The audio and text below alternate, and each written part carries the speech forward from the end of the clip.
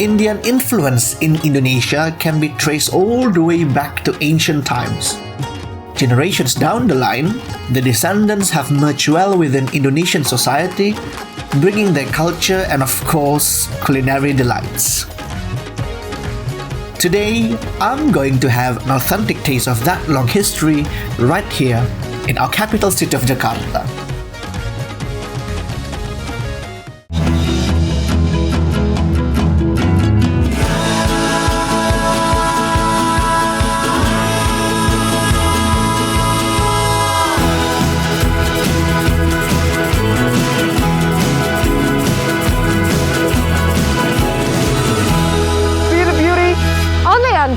Indonesia.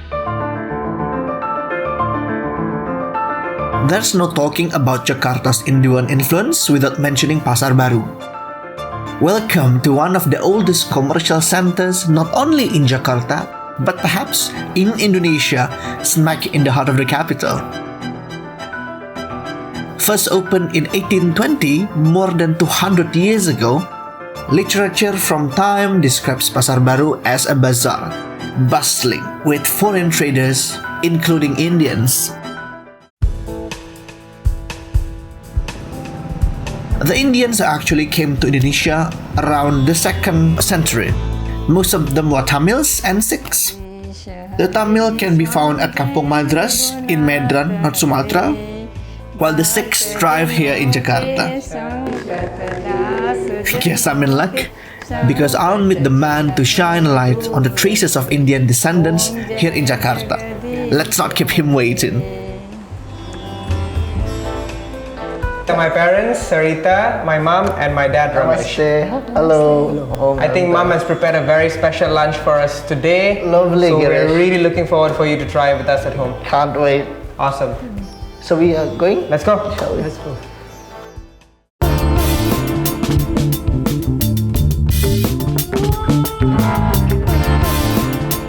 Meet Ramesh Shamdasani, a third-generation Indian descent and owner of the iconic and classic Indian restaurant, the Queens Tandoor. Also say hello to his whole family.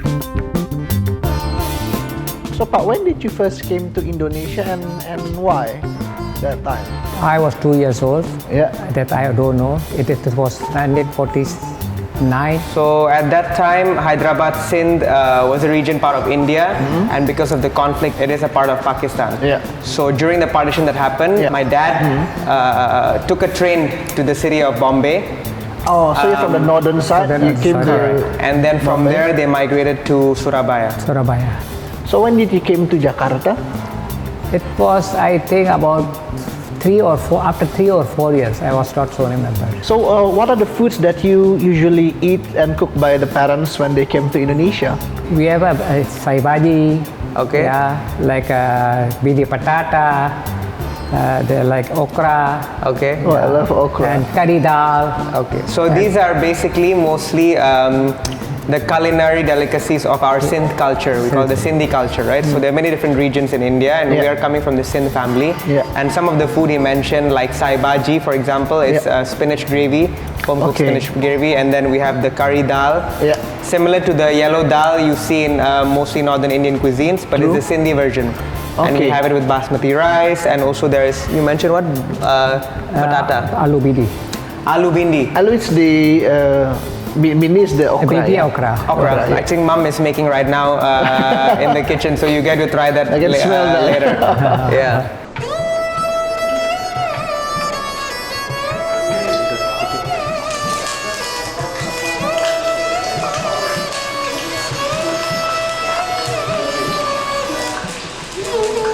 What was the things that you are doing, Pak, before Queens Tandoor? I heard that you are doing many kinds of jobs before that. I was starting with my tailoring business. After tailoring, I started with my retail business. It's about the textile business. I'm getting the idea that Ramesh here is one multi-talented entrepreneur. He further explained that he dealt in the business of electronics, freight, even production house. But she sure is one businessman with a taste in authenticity. Girish, it smells so good. Is this the food that we are going to eat with your mom?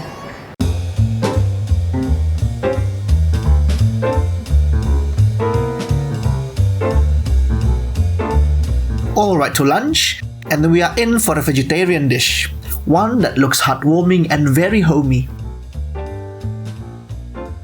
Some samosa for starters, which are fried pastry with savory filling.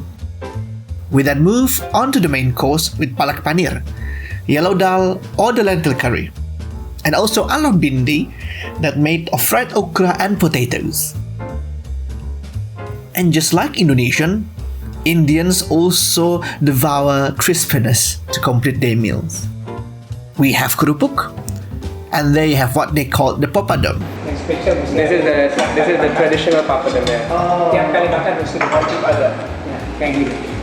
Dibuat dari apa papadum ini? Also from lentils. Lentils semua. So same that makes the dal but cooked differently. How Queens Tandoor first started, Bapak dan Ibu, and when? It was in 1986. 35 years. 35 years. 35 years, yeah. And how it started? Why restaurant?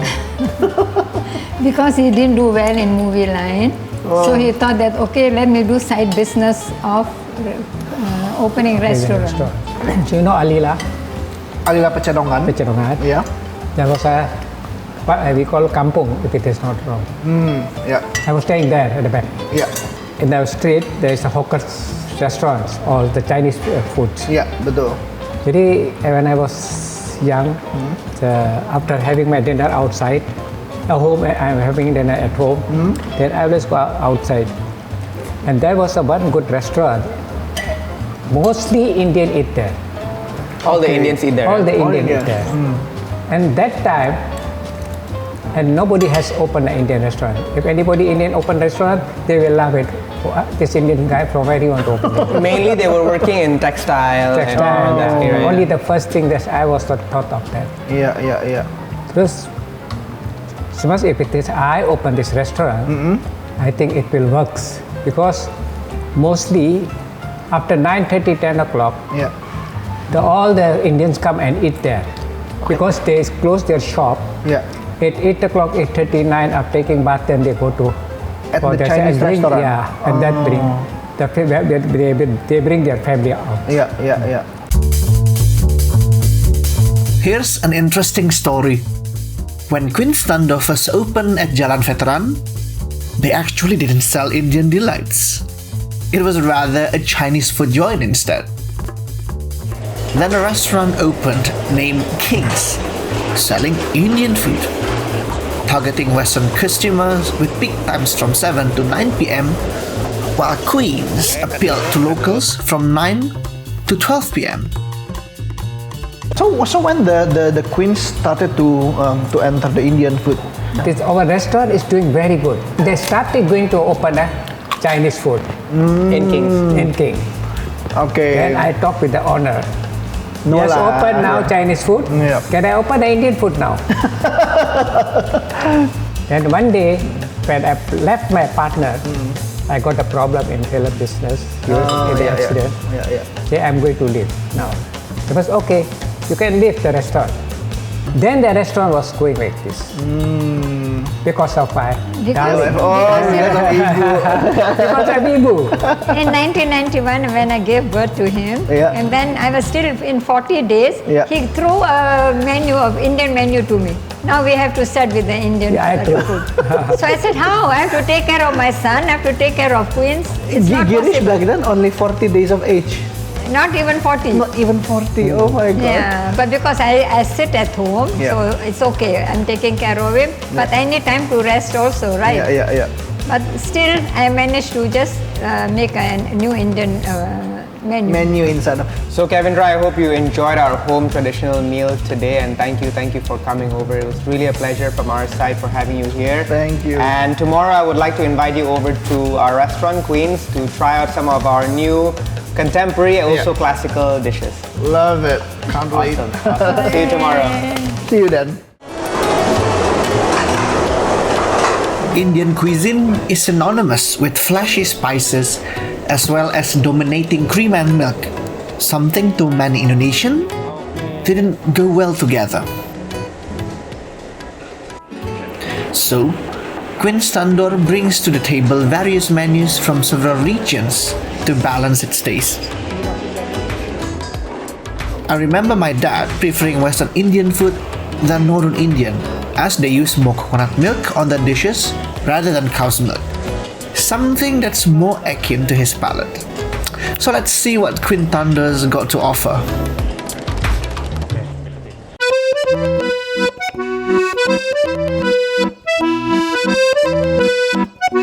First up at Queens Tandoor is Malai chicken tikka. Malai is Indian expression for cream. So for this dish, milk and yogurt is used to bring the chicken to excellent juiciness.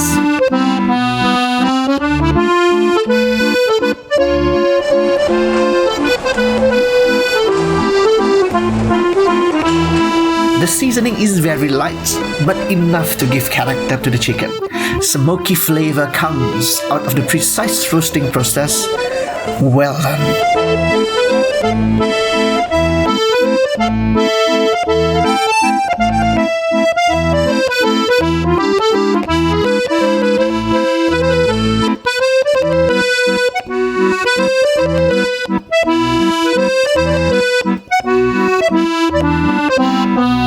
The chicken was very juicy on the inside, a sign that it was cooked and marinated just right.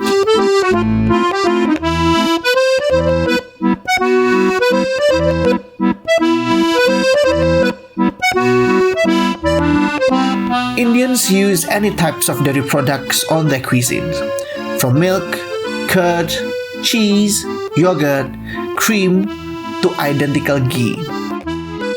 Dairy products play a real role in aiding richness, moisture, and layers of flavor.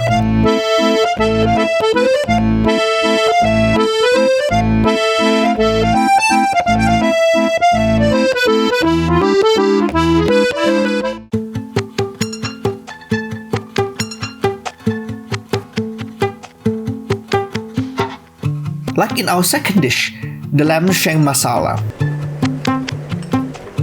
It is a Northern Indian specialty, and to put it simply, it's lamb shank dressed in sauce that balances sweet and sour.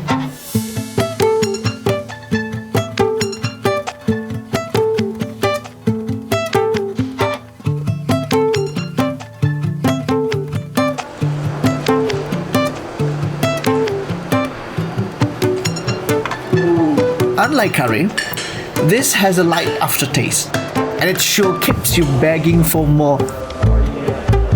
This dish perfectly pairs with a classic naan or Indian leavened flatbread.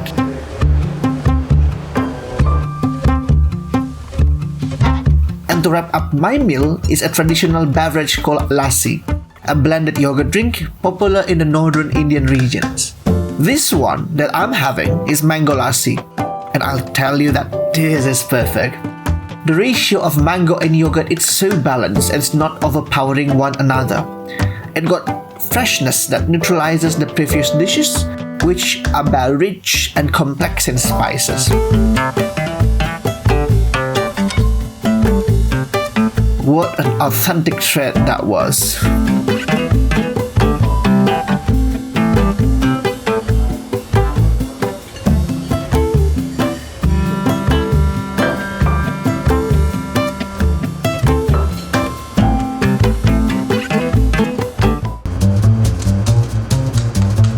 When we talk about Indian cuisine, we should not forget the chaat.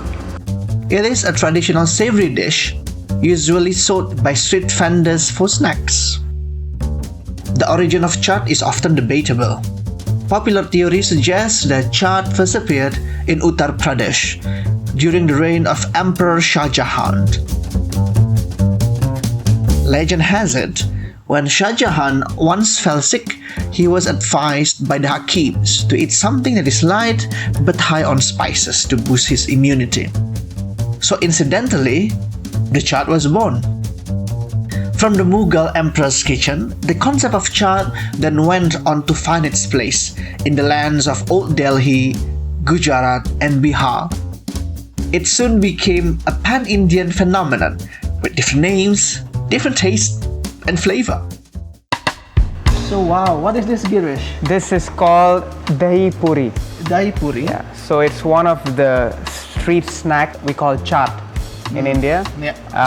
And it's derived mainly, you can get this in the streets of Mumbai mainly or in New Delhi as well. Yeah, it Have looks you- so festive, yeah. It is. It's an explosion in the mouth. So let's try. Let's go for it. So it's one bite, yeah. One bite, okay. straight. I'm gonna use my hand. Yeah, careful though, it's gonna break. Okay.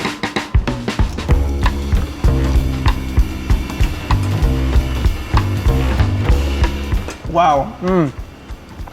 Sweet, sour, spicy, crispy. Christmas come early, yeah. Christmas came early, yeah. I mean, like explosion of flavor in every palate of your mouth. Yeah, Like yeah. here you get the sweetness, there you get the savoriness, Yeah. here you get the something acid. Not to mention the crunch, the creaminess from the yogurt. And it's cooling as well. It's really cooling. The yeah. aftertaste is really, really good. How do you see the evolution of Indian food in Jakarta? The in Indian particular? scene, you mean? Yeah, nation scene. So I think since I came back from my studies in the UK in 2013, there has been a lot of developments as well from the previous decade, I would say. I mean, I grew up with a family business. I Yeah. knew the kind of customers that would come into my restaurant. Yeah. In particular, we would initially only see the Indian expats Yeah. or the Indian locals who live in Indonesia would come to the restaurant. Yeah. I don't think that Indian food was well accepted yet Back by then? the Indonesians. Or the Indonesian Chinese community maybe, Yeah. who are quite of a regular now in our restaurant. And one of the reasons is that I think we were not educated enough towards them when it comes to our cuisine. I see. Unlike the Japanese cuisine, Yeah. that's very much a trend now, Yeah. and the Korean cuisine, which is such a high trend, Yeah. and it's also readily available everywhere Yeah. in the city. Accessible. It's more Very. accessible. It's quite kind of ironic. I mean, when it comes to the similarity between Indonesian food, Indian food has so many similarities, right? Yeah, With it's our cuisine. Plenty. I mean, if you talk about things like kue apam, for example, Yeah, the street food, yeah. correct. So that is actually derived, inspired by the Sri Lankan hoppers, even though it's not Indian cuisine, but the Yeah. similarities. Kue Yeah, apam. yeah. We have appam as well in the South Indian cuisine. Yeah. And then you have dishes like the gulai, Yeah, yeah. which is derived The from curry, Indian, yeah. Indian gravy and curry. Wow. So I think I'm still amazed with this. This is so good. Thank you, thank Is you. this something that you usually eat at street food in Mumbai and Delhi that you mentioned? Correct. So this is actually the second best thing for me. The best thing would be the pani puri, we call it. Or the classic one? The classic pani puri, where you dip in the same puri, the crisp cracker, Yeah. inside the tamarind water and the spice water. Yeah, yeah. And you have it mixed with potatoes and Yeah. some flowers inside as well. And I can have like 10 of those in one shot. But speaking of that, this is not something new. This is something very quite common. Very, very Very classic common, dish. Yes. classic in India. I'm quite curious when it comes to the contemporary way Yeah. of serving the Indian food, because I know that you are doing several Yeah. things more modern, Definitely. more unusual when it comes to the Indian cuisine. And how do you think the market responds to that as well? Yeah, definitely. I think recently, in the last couple of years, together me and my food developer has been. This is actually one of them. This is what we call the pesto dosa. Pesto dosa. Pesto dosa, yes, I know. It smells slightly Indian. Indian, yeah, but it combines some Italian and Mediterranean flavors as well. Exactly. The look Yeah. on this is very Mediterranean. Even the presentation, it looks like Italian Like a flatbread. thin, like a flatbread, Like a yes, flatbread. exactly. So this is from Queens Tandoor also. Yes, so as I was saying, me and my food developer has been working recently on Smells. introducing, you can say, more contemporary, we can say fusion, but more modern Indian dishes as well. Okay. That relates to the palate of the local consumers, because it's very important that we don't overdo it sometimes. Yeah, agree. Pesto dosa is inspired by masala dosa. It is Indian thin crab. Queens Tandoor add pesto sauce and tabbouleh to the dosa for some Mediterranean flavor. The dosa is also topped with some dried tomatoes, and for the last touch of Indian, paneer was shaved on top of dosa instead of mozzarella. you know, How is it? Good? This is not good. It is something very. It's very, very good. It gives you a new perspective, and I mean, who ever thought that Indian food could be like this? In a way, it looks modern. In a way, it's not that like you mentioned. You have tabbouleh with the parsley and all the salad here. When you say this is Italian, I believe this is Italian. Yeah. But when you say this is Indian, I also believe this is Indian. Yeah. So it's like the best of both worlds. Best of both worlds, exactly. I think you are going to start seeing a rise in modern Indian cuisine. I mean, there's already plenty of restaurants and all over the world, especially in India as well, and maybe in some in the UK and a lot in the States. Yeah. A lot of my dishes, for example, are heavily inspired by the restaurants there, and we try and bring it back here and recreate it for our consumers here. So it is important that we get the balance right. You said to have the best of both worlds, but not also overdo it. Yeah. I think the next step is for us to be able to educate the market a lot more. That's really important. I don't think it will be there as a permanent menu. A lot of the contemporary dishes. Yeah. But what we want to do and what we want to aim is maybe introduce different regions of India, for example. Just like Indonesia, you have many different regions of cuisines. Yeah. India also has plenty.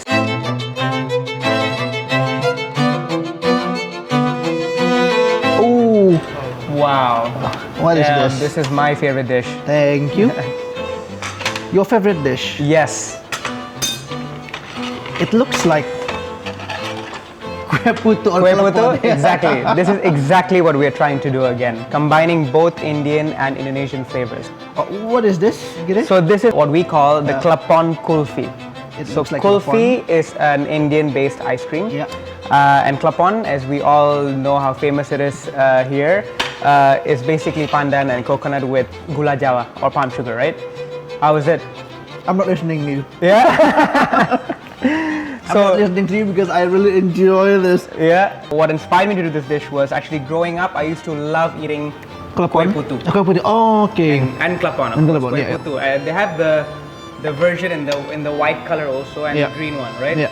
So every Sunday, I would wake up to the noise of kue putu The whistle, after my evening naps. The whistle of kue putu, right? Oh, that's a beautiful way to wake you up from your And I nap. would just run. It's either that or somai. And for that particular pop-up, Yeah. a couple of years ago, we were lacking in a dessert. Yeah. So I wanted to create actually the klapon version of the kulfi, but it's so hard to get the shape, the circular shape of the kulfi. Yeah. And so came the cube klapon. Yeah, exactly. This is really brilliant. Thank you so much, and I wish you well with all this Queens and your future plan. Thank you, Because I Kevin. need to hop up into another meeting. Definitely. Thank you so much, Girish. Thank you, Kevin. Thank you so much, bye. See you soon. See you. And that wraps up my Indian cuisine tour in Jakarta. It is a culinary heritage, so rich and refined, that I'll always be fond of.